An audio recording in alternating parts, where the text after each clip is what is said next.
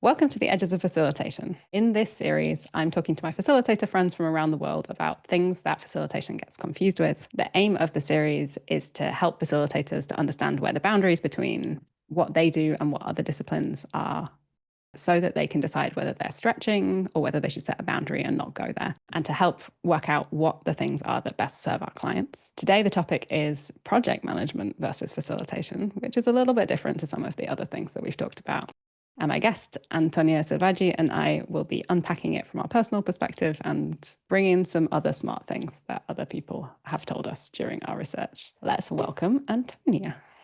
Hi, hello, Lucy. Thank you very much for having me in your conversation series. I'm really honored to be with you here and speaking about this matter. This topic is really relevant to my professional career. Thank you.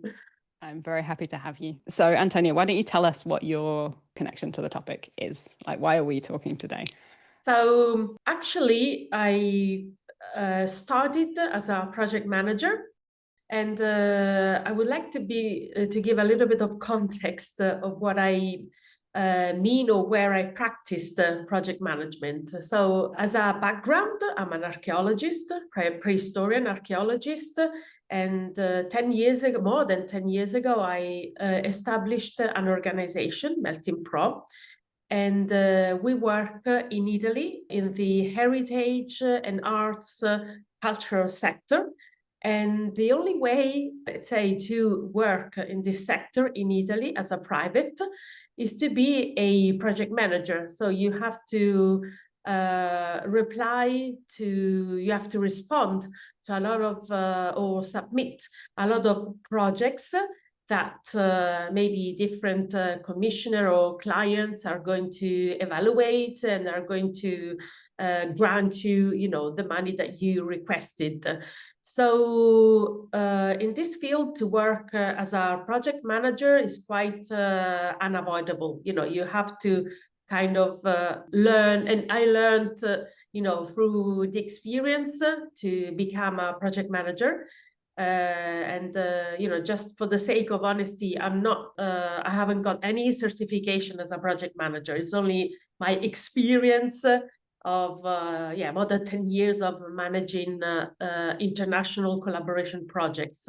And so, what we're going to talk about today is, how then I had to somehow add and gain more facilitation skills to the project manager skill set.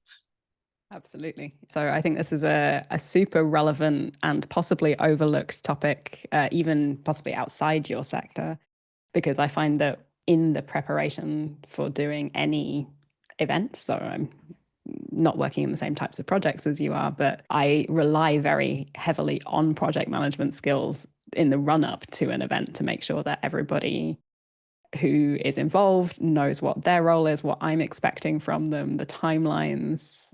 So behind the curtain of all of these, running any successful facilitation engagement is a huge amount of project management. And I think nobody sees that. So I'm super excited to have this conversation today. Why don't we dive straight in just to get to the heart of the project? Like, how do you see the two differences? Like when you're in project management mode versus when you're in pure facilitation mode, what does that look like?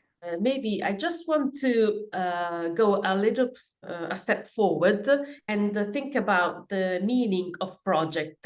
And so it's really to project, to help people, groups, to envisioning something for the future, to project themselves and to help them create something that they think is valuable and probably also to change something that they think it's an issue, and so they come together collectively to resolve an issue, to change an initial situation. This is, I think, really important to understand that behind a project there are people. In my professional career, also thanks to the work with my colleagues, we soon came to realize that in order to bring and to move forward and to go along with the projects, we needed to engage and to motivate the people, are essential part of a project.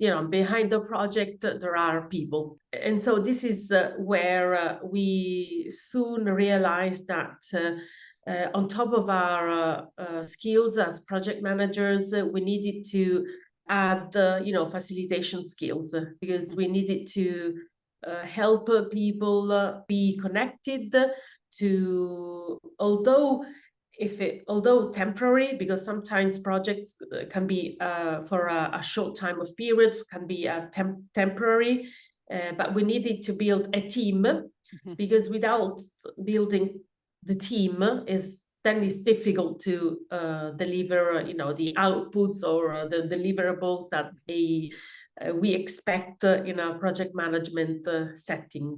I think listening to you speak, the word that is coming into my mind is ownership. And so, yeah, you were unpacking the term project. And I think it's also worth unpacking the term management a bit. And the challenge that I've always had, and why I've always seen myself as more of a facilitator than a project manager, is that a lot of the things I don't really feel like I'm managing. I feel like I'm stewarding. I feel like I'm guiding. But the word management gives this kind of illusion of control that I think is it's just not there. Like it's not a thing. Like some of these things can't be controlled.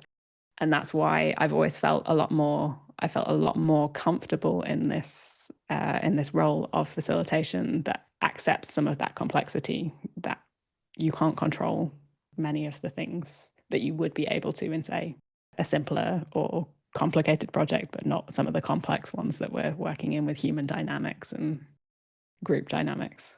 And yes, and having said that, even if it's simple, there is always people behind.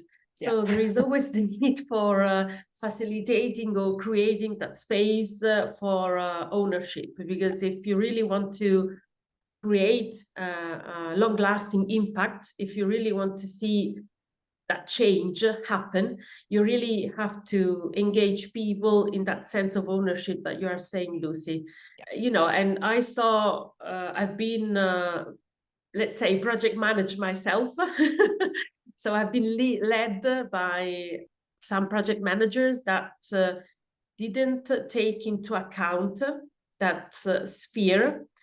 And I saw that then you deliver the output, you deliver the tasks, but you didn't achieve that change that you really wanted to. And then, all that human connection was disconnected, I think that's a really great point as well, because projects in my head tend to have a fixed lifespan. And some of the things that we're trying to do with facilitation can't really be plotted on a time graph. Like we might ask a question about like what the type of transformation that somebody's trying to see is.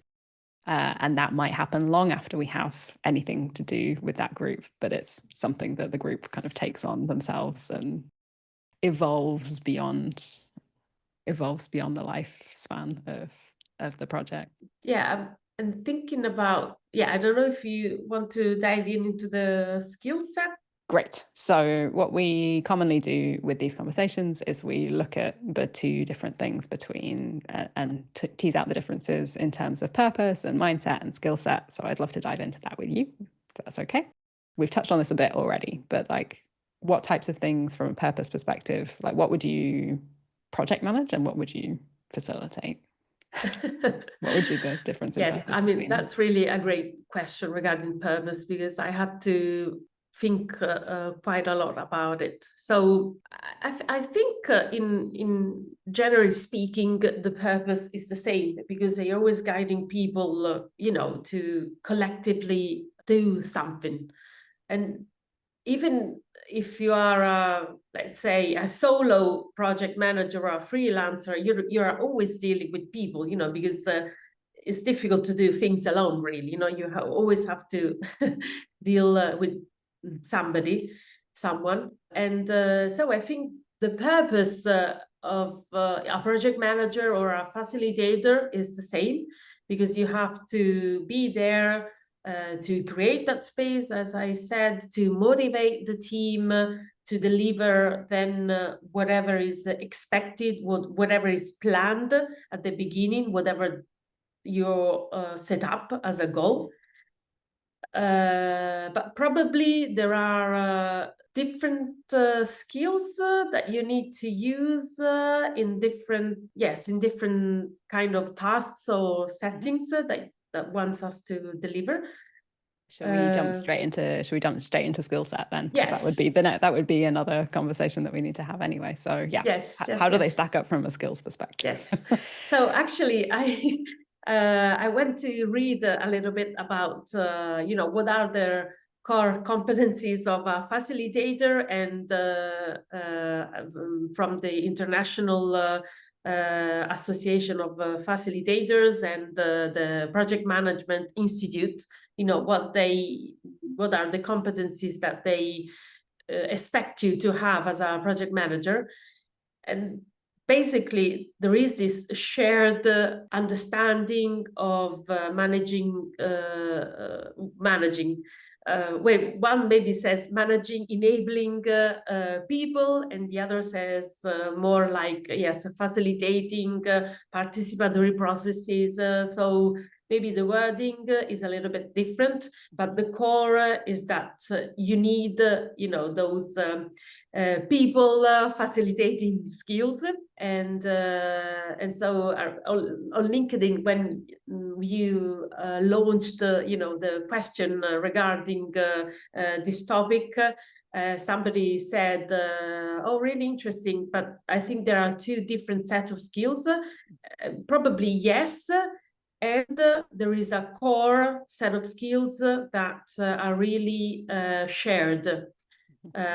Because as said, we are dealing with people, and so there is that core set of relationship skills, or what they are called soft skills, that are important, collaboration skills that are important to have.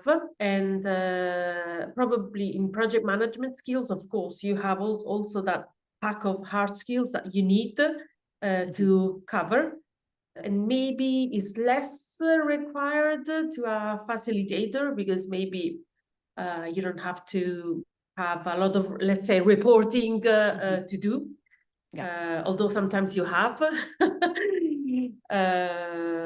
So probably there is a core set of skills around human facilitating people, relationship skills, and then probably the hard skills are going to be different. Yeah. Listening to you talk about this is bringing up a model in my mind.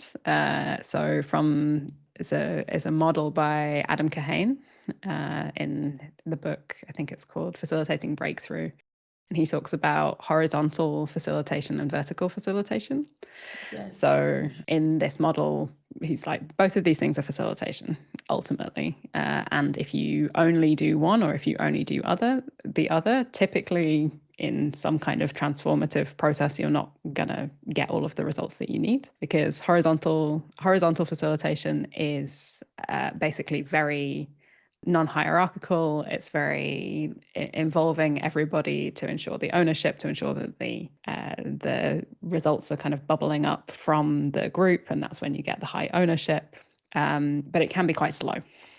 So it can take a long time, and in my mind, what I traditionally thought of as facilitation. But then he uses this term vertical facilitation as well, which is a lot more kind of, I'm paraphrasing him badly here, but vertical in the sense of like there is maybe a hierarchy, like there are people who can make specific decisions. They can drive things on a particular timeline. And I was like, well, that's kind of the way that I think of project management as well. So I think there is this spectrum that you can flip between, where if you only do this kind of consultative, facilitative process, you're not necessarily going to keep to all of your obligations and deadlines. And it can also be quite frustrating for people because you're not bringing them, like, they're just going to be in conversation forever. And ditto, if you spend too long doing the vertical facilitation, the slightly more project managey thing, you might not be getting the best out of the brains in the room. It's a bit more command and control. So yeah, I hadn't thought about that before this very moment, but this is very clearly the model that's popping up in my head now. Yes. Yeah. Yes. And yeah, I actually was thinking, what kind of leadership do you need? Participatory leadership or a more controlling leadership? Probably sometimes you need both, because for example, I've been working with festivals, and festivals tend to be quite controlling when it's time of the festival, when it's time to kind of set up the festival, and maybe a more participatory when you need to kind of come up with new ideas, and you brainstorm, and you see what kind of singers or whatever performance you want to bring to the festival. So, and I think this vertical, horizontal, or more slower and more kind of faster kind of leadership, or it's something that you need to have in your skill set to see when to apply both. Yeah. Sorry. Absolutely. So I think we've already started going into mindset and philosophy territory, but is there anything else? Because we've talked about kind of like what we're trying to do essentially, and also kind of mapping it onto leadership styles. But is there anything else that you would mention, kind of difference in mindset between? Maybe not differences, but the similarity. I think you need to have, let's say, and I will, refer to the work of Alison Coward. And recently she has this book, Workshop Culture.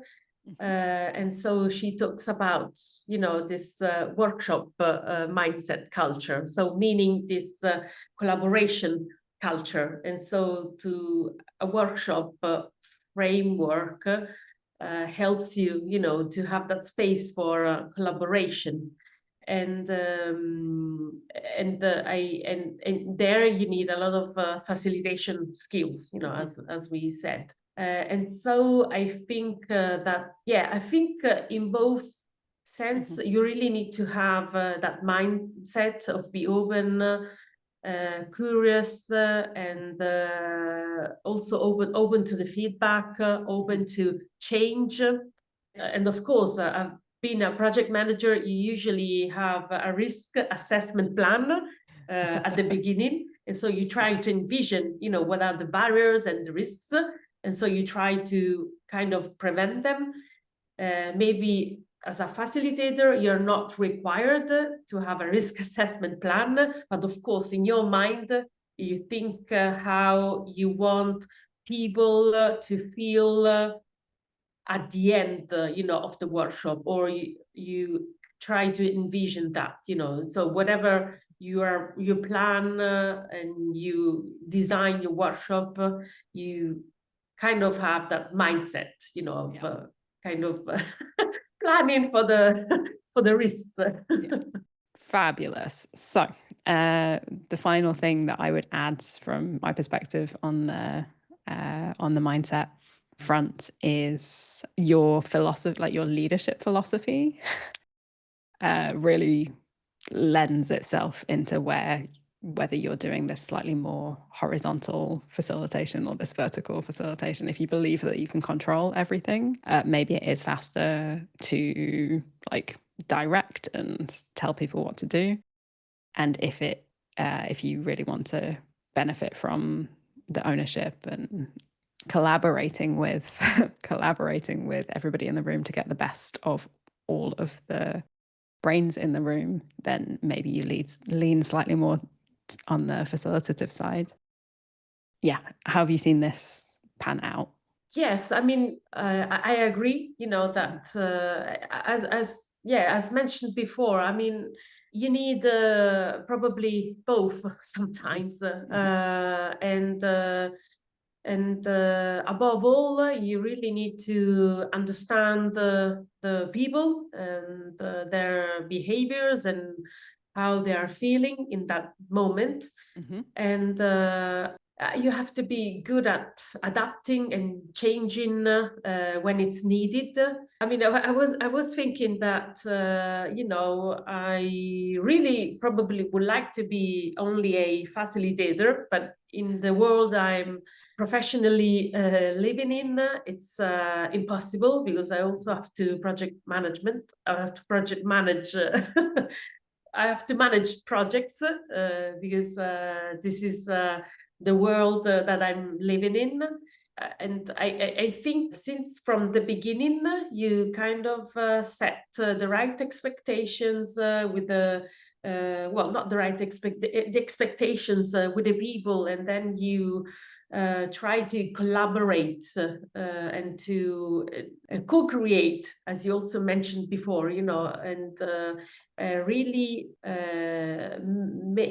make people feel that they are belonging, that they own that process. Then it's more, let's say, easy to, even go to people and say, look, we have this deadline. And, the commissioner wants us to, have this done by that date. And so maybe people, they know, because you have this shared value, this shared understanding. And it's easier to then deliver a project successfully. And so, yeah, given the spectrum, probably it's more like I don't know, a not linear spectrum visually, because it's really all depends, when you need to apply those different skills. But I think it's really important to understand, to create a team, to have a shared value, shared understanding, and a shared vision of where you would like to go, where you would like to go together. And that help then it helps, in delivering all the outputs and all the outcomes that you are obliged to. That feels like a great place to wrap it up, because the reality is that facilitators have to acknowledge that deadlines are a thing. Deadlines are a thing, and if the question is, how do we get this done? How do we get this thing done in a way that brings people on the journey, makes them realize that the deadlines are things that we share? It's not just like one person trying to enforce their will, and you can use the creativity of other people to work out how to get you there. Yeah, to me, facilitators need a huge amount of project management skills. So yeah, maybe this isn't the only conversation that you and I end up having about project management skills for facilitators, but I'm super grateful that you agreed to have this first one for me, because it was one that I've been wanting to do for a really long time. Because thank you, Lucy. I hope that you enjoyed the conversation, and that even the people listening to this and I've enjoyed it. And maybe I kind of was a little bit messy, because it's really difficult, to kind of divide the two. I mean, it's super hard. Yeah. I mean, there are possibly as I said, two different skill set, but there is some core skills of relationship skills that are really essential for a project manager or a facilitator to have. Don't worry, all of these conversations have been super messy. But I don't think it's a clear thing. I think it's just like placing the placing the topic as something that people can think of and thinking about what the relevance of the skills are in their own practice. Antonia's details of how to get in touch with her will be in the description box, and we will also link the LinkedIn research that we did, where we got even more excellent points that we didn't get a chance to go into in this very short discussion today. So please do check those out, and we will potentially be back with another one, because this is a huge topic that we have just scratched the surface of. So thank you, Antonia, very much for joining. Thank you, Lucy. Thank you very much for having me here. Thank you. Anytime.